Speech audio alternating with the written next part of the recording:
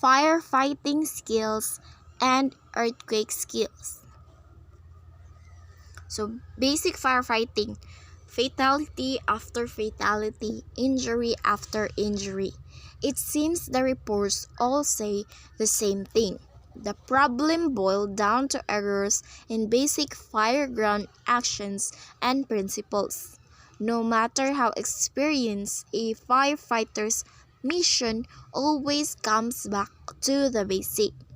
No firefighting operation can be successful without the proper, safe execution of the fundamental skills covered in firefighter basic training. So, before deciding to fight a fire, be certain that the fire is small and not spreading. A fire can double in size when 2 or 3 minutes. So if ang fire gamay pa gani, kuanan jud ani mo dayon siya. You should use the fire extinguisher immediately. You have the proper fire extinguisher for what is burning. The fire won't block your exit if you can control it.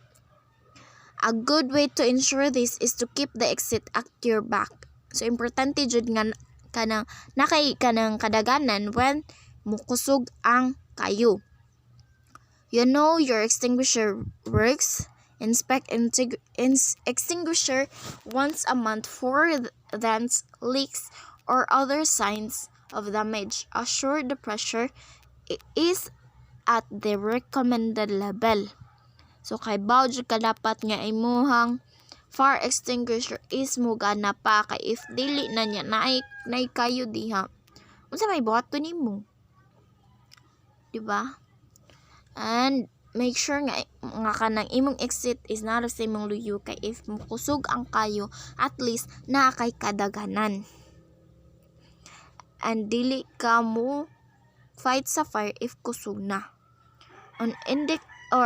On extinguisher equipped with a gauge and needle should be in the green zone, not too high and not too low. So kana rag yung maabot nimo ang dito nimo ibutang ang extinguisher. So dili jud nimo siya pataas og maayo kay what if nanay kayo and then mukatkat pa ka para mukuha sa fire extinguisher, di ba? And you know how to use your fire extinguisher. So naay kanang acronym na PAS, which is how to use properly your fire extinguisher. Before using your fire extinguisher, be sure to read the instruction before it's too late. Although there are many types of extinguishers. So mao ni siya. PAS. Pull the pin at the top of the extinguisher. The pin releases a locking mechanism and will allow you to discharge the extinguisher. Aim to the base of the fire, not the flames. This is important. In order to put out the fire, you must extinguish the fuel. So, if mo gamit ka sa extinguisher, dili nimo dito sa babaw. If sa babaw nimo di man siya mapaong, so doon ka sa base kung asa nagsugod ang kayo, kung unsay source sa kayo. Squeeze the level slowly. This will release the extinguishing agent in the extinguisher.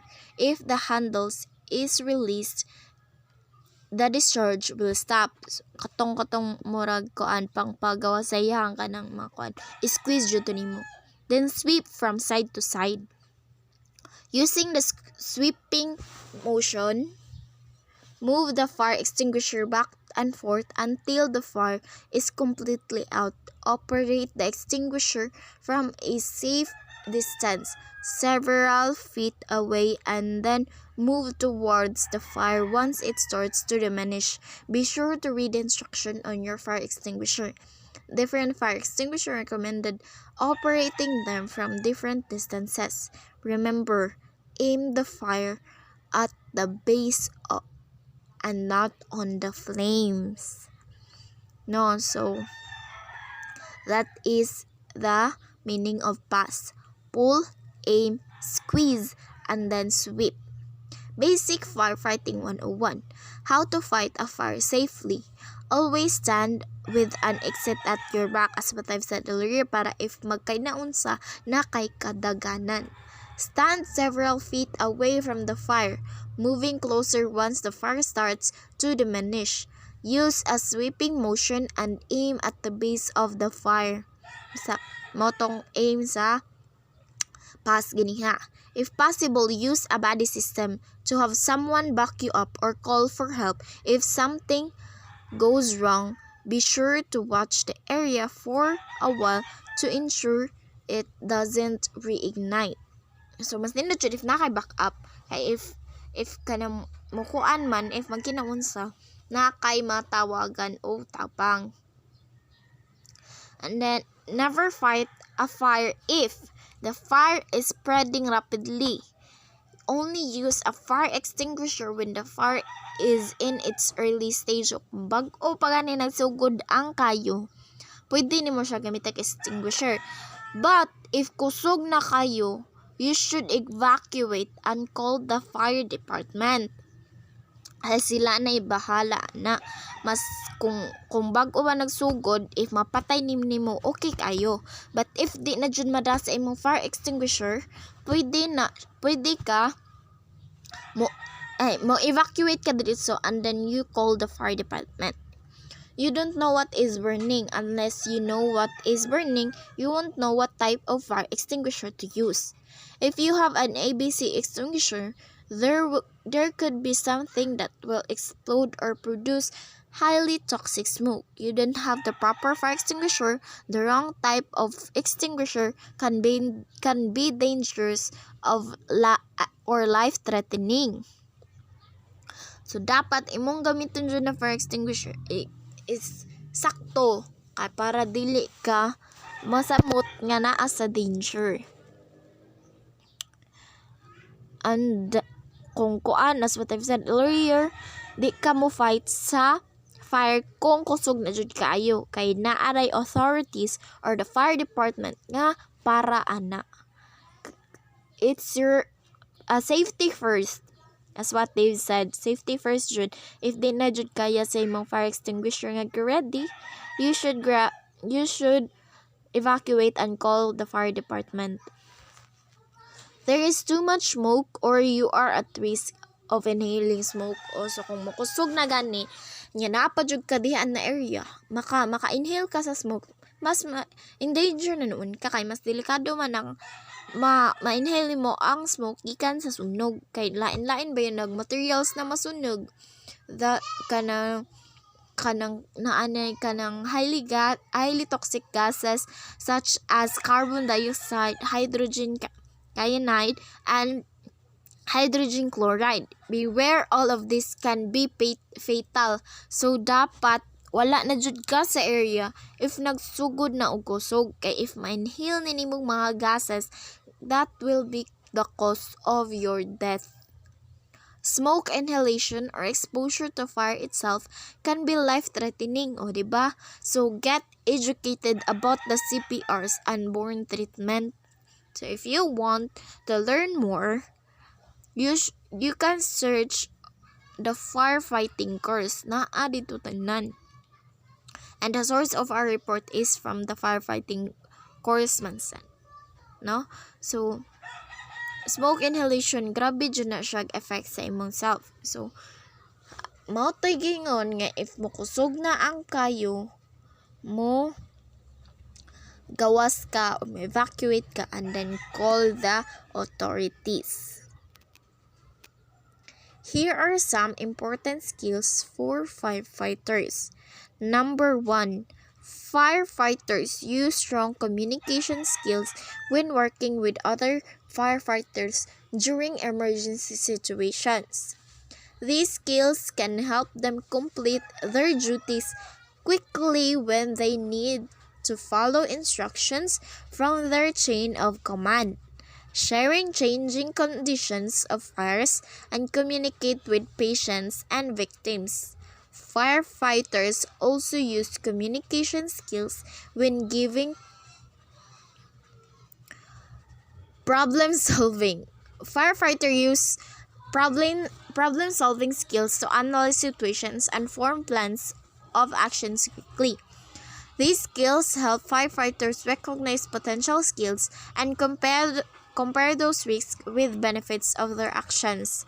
Firefighters assess fires and building damage to make quick decisions about the safest way to put out fire, enter buildings, and make rescues.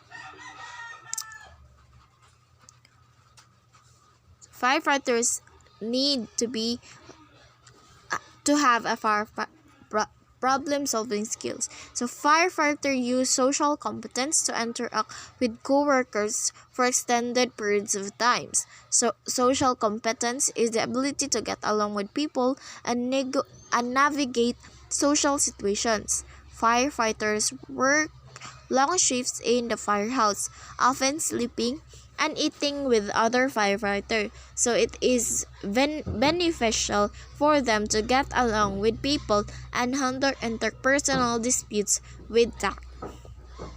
Firefighters also perform their duties as a unit, so they use teamwork skills frequently.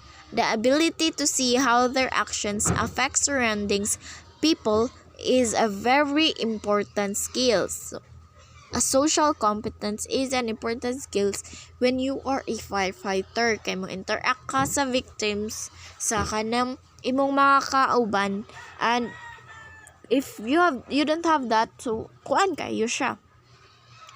You're not worthy enough to be a firefighter. And then next, we have the time management skills. When dealing with multiple responsibilities, they determine the priority of multiple tasks and try to complete them with speed and efficiency. No, kay what if nagkuan mo nag-rescue and then napoy lain sunog sa unahan, di ba? So you should know how to use your time management. They also use these skills as emergency responders when handling situations where victims may need urgent medical. Charot. Okay, next we have spatial awareness. Firefighter use spatial awareness to create entry plans for burning buildings and courses of action during emergency response situations. Spatial awareness is when someone can recognize patterns in a space and understand a space dimension by looking at it. People with spatial awareness can remember how a room or a building originally looked after items within it have moved. This skill can be helpful when the firefighters are trying to navigate a burning building where walls or furniture may be deteriorated. So, nindot dyan yung spatial, no? Kaya makinomdom dyan ka unsay naong sa imong room if nasunog na to tanan. Staying physically fit and maintaining their health can improve a firefighter's ability to perform their duties and support their team. This is one of the most important skills of a firefighter can have because it helps them complete many of their duties, like directing large pieces of machinery and carrying people. So, importante jud kayo sa firefighter nga healthy. Kay what if they are not healthy and then na ay emergency na sunog sa unahan nga kusog jud kayo, need ilang expertise. So dili nila matkuan ilang responsibilities. So importante jud na kusgan sila and healthy. So physically fit is important skills for a firefighter. Carrying people and kanang large pieces, and if mag-rescue sila, diba, if kanang close pa ang door, di pwede rin nila patirin. Once papatiran nila, dali kay nila ma-open, kay strong man sila. A successful firefighter can adapt to their situations and to overcome any obstacles that may prevent them from performing their duties. Adaptability means being able to change with circumstances, which is an important skill for an emergency responder because they are often the first people at a fire. For example, they have to adopt the new team members, different rules, or changing social environments in order to live and work with their team successfully. Medical aptitude. Firefighter use mechanical aptitude when working with a variety of tools and equipment to perform their duty. So dapat kay bawdyo sila unsaon pagkutikot ang mga mechanicals. Kay at least ay kanang para maka-perform jud sila sa ilahang duties. They need to know how to operate, clean, and repair this equipment in order to use it safely and contribute to their team. Understanding how machines work can also help a firefighter navigate their surroundings during an emergency. For example, some basic mechanical knowledge. Mas tama na to. And then lastly, we have the first aid skills are very important for successful firefighter in many areas. EMTs and firefighters work together, and some jurisdictions require firefighters to get EMT training. In order to perform their duties, a firefighter should have an aptitude for biology, know medical terminology, and have a compassionate attitude toward the injured when dealing with victims of fires or other emergency situations. No, kay para maagapan pa ba if ang victim is kanang naay dako jud na injury, at least maagapan siya before siya dadun sa ospital. So need jud na siya sa firefighter to know the first aid kit. The first aid skills. Earthquake skills. So, diri na patama naman ta sa firefighter skills. So, we have the earthquake skills. How to prepare for an earthquake. So, know your risk. But first, what is an earthquake? An earthquake is the sudden, rapid shaking of the earth caused by the breaking and shifting of subterranean rock as it releases strain that has accumulated over a long time. Initial mild shaking may strengthen and become extremely violent within seconds. Additional earthquakes called aftershocks may occur for hours, days, or even months. Most are smaller than the initial earthquakes, but larger magnitude aftershocks also occur.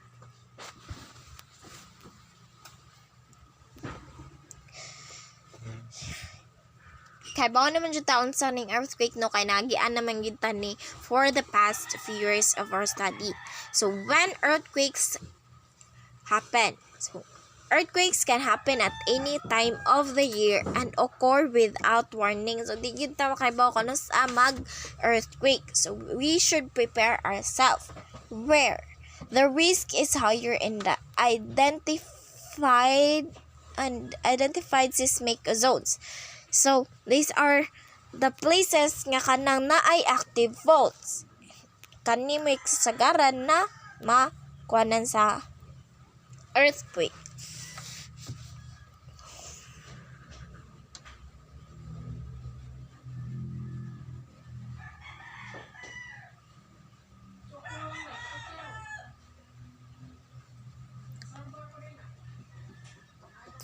Impact. Large earthquakes may cause deaths, injuries, and extensive property damage. Most casualties and injuries during an earthquake occur when people fall while trying to walk around during the shaking. So, di jud ka dapat mudagan during the shaking. Di ka dapat mulakaw or mudagan during the shaking. When they are hit by falling or flying or sliding household items or non-structural debris. So, ang kasagaran jud injuries kay mao ni ang hinungdan. Transportation, power, water, gas, and other services may be disrupted. In some areas, shaking can cause liquefaction. When the ground acts more like a liquid. When this happens, the ground can no longer support the weight of a building. Mo nang mo-collapse ang building. In coastal areas, earthquakes under the sea floor can cause tsunamis. So, earthquakes under the sea floor, mo na sila cause sa tsunamis. Mo nang naay mo tsunamis nga mo exist kay ang earthquake na hitabo didto sa sea floor.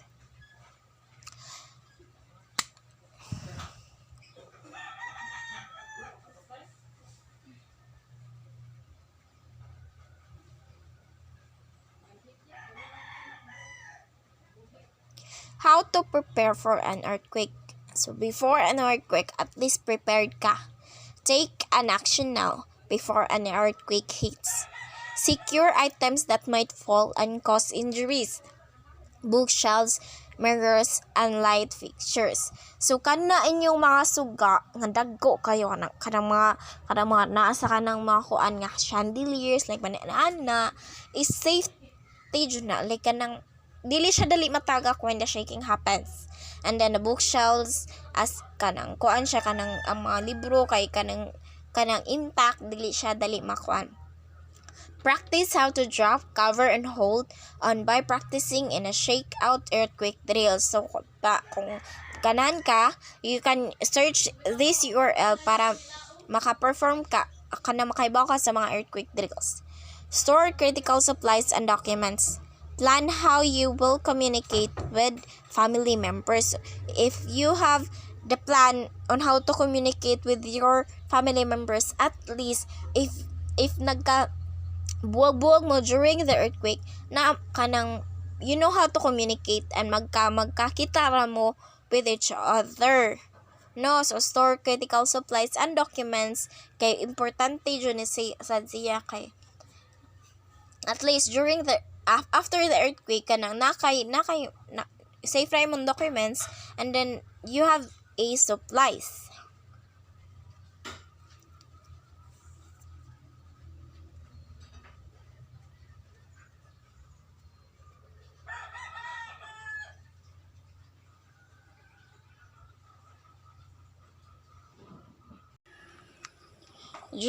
During an earthquake or the survival stage, as soon as you feel the shaking, drop down onto your hands and knees so the earthquake doesn't knock you down. Cover your head and the neck with your arms to protect yourself from falling debris. If you are in danger from falling objects and you can move safely, crawl to a safer place or seek cover. Hold on to any sturdy covering so you can move with it until the shaking stops. So, if during the earthquake, you should perform the drop, cover, and hold. You should drop down so that kanang dili ka malipong if mabarog ka during the shaking. And you should cover your head and neck with your arms to protect yourself from falling debris. If mahimo, muntago ka sa ilawom sa lamisa. Hold on, manggunit ka kay para di ka mapil sa kanang shaking kay mao na siya cause of your dizziness. No, so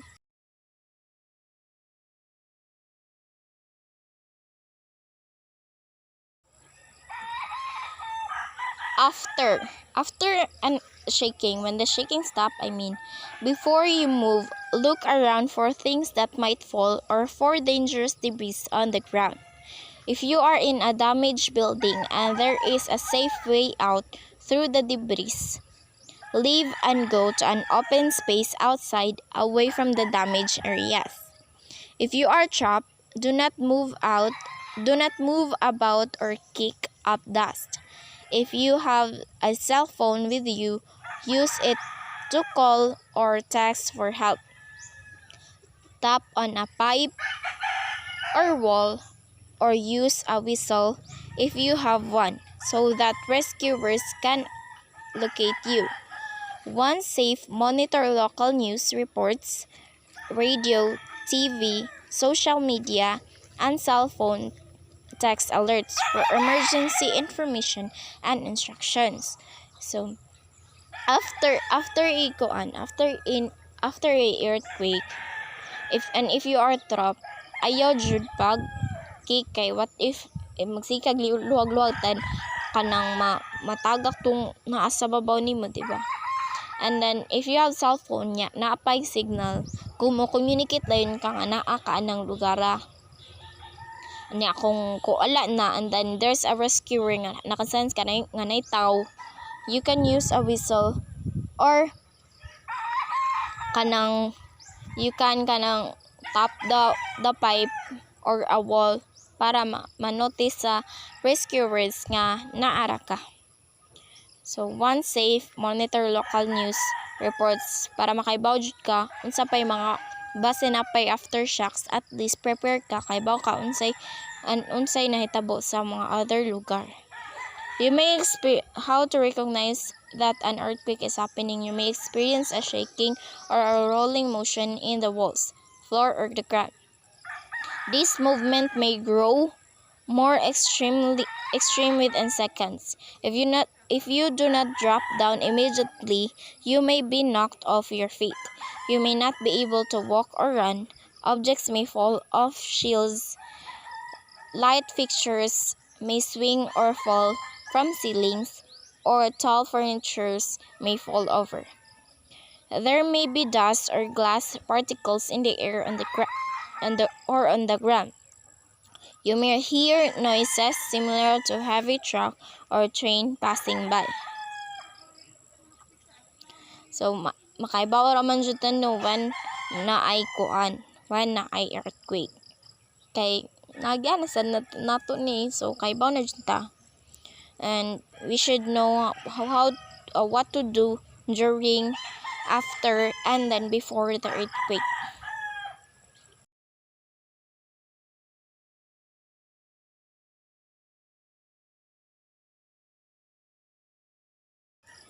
So assembling emergency supplies. Take time now to collect the emergency supplies you would need if the power was out, water supplies were cut off, and grocery stores were not open.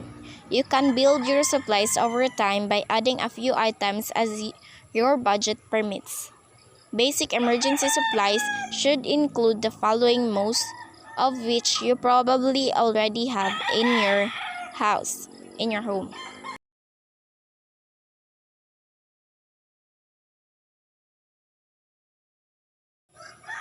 Water. Ensure you have at least 1 gallon of water per person per day for at least 3 days. Store a longer than 3-day supply of water if possible. An average person needs to drink about 3/4 of gallon of fluid daily. Individual needs vary depending on age, gender, health, level of activity, food choices, and climate. You may also need to store water for food preparation. So naman dyan yung mga food ni mo nga kanang mag-need of water. So kuhaan dyan na siya kanang at least na kay magamit. And then food. Store at least 3-day supply for non-perishable food for members of your household, including pets. Consider special dietary needs. Example, infant formula, like if nakay ka ng bata or baby, at least ready na siya nimo. Include a non-electric can opener for can open, flashlight, radio, and cell phone charger. You will need to be able to charge these items without electricity. Your flashlight and radio should be either hand cranky door, battery powered, and stored with extra batteries. Your cell phone charger should be a hand crank, solar, or able to charge from a car outlet. So importante jud if na kay flashlight, kay if gabi inahitabo ang earthquake and then the power is out, at least na kay kanang magamit para makita nimo imong dalan. The medical include a first aid kit, prescription and non-prescription, over-the-counter medication and medical supplies. Sanitation, pack supplies for sanitation such as hand sanitizer, towelettes, paper products, and plastic bags for use when water resources are limited. Assistive technology include battery backup power for power-dependent mobility devices, oxygen, and other assistive technology needs. Clothing and blankets. Ensure you have clothing with long sleeves and long pants, thick-soled shoes, and work gloves to protect yourself after the earthquake, and a sleeping bag or a warm blanket for each person if you live in a cold weather climate. Whistle. Include a whistle to signal for help. Cash. Store cash in case ATMs are not functioning after the earthquake. So if the power is out, di dyan na mo function ang ATM. At least na kay cash on hand if you need to buy something.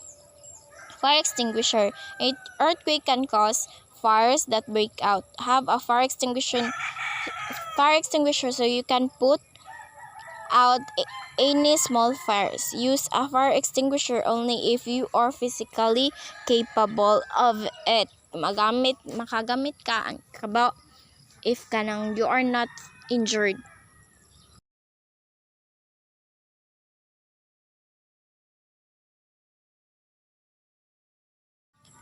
Consider storing supplies in several locations if possible.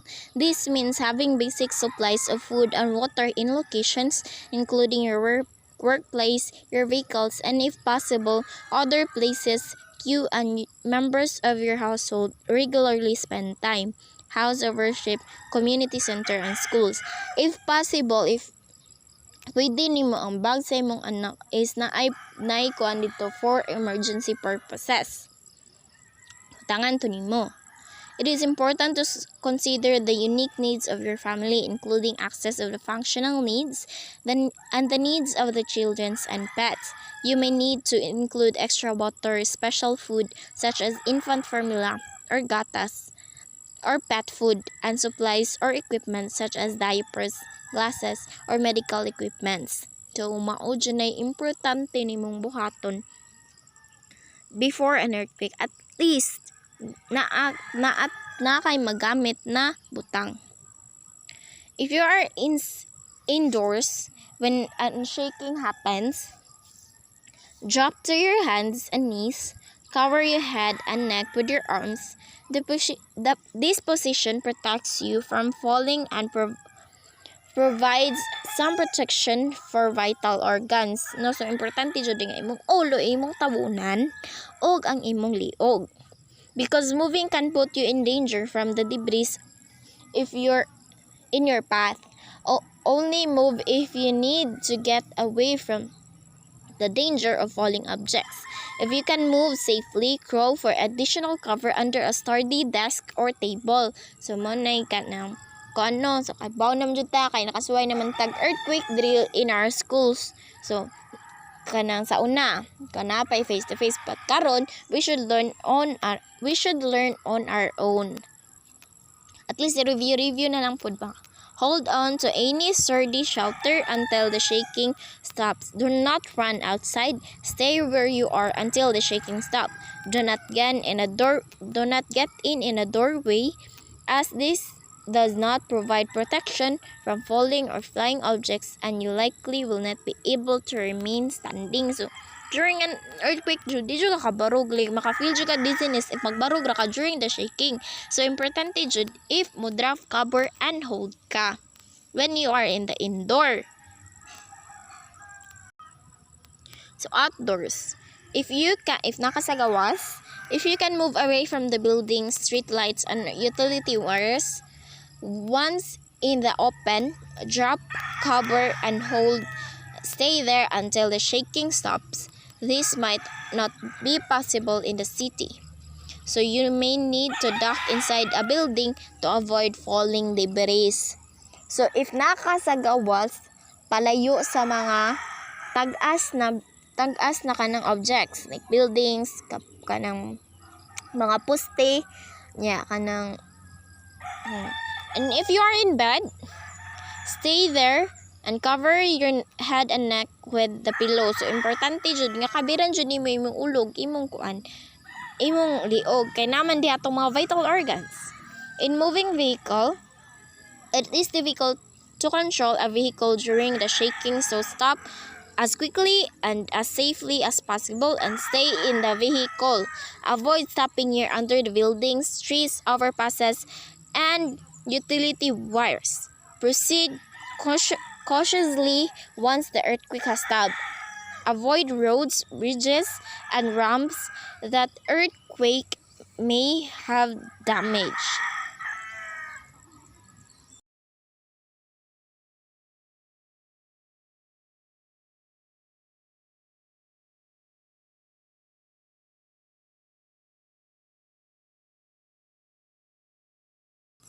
Thank you for listening. Again, this is the firefighting skills and earthquake skills from BITCT 1B.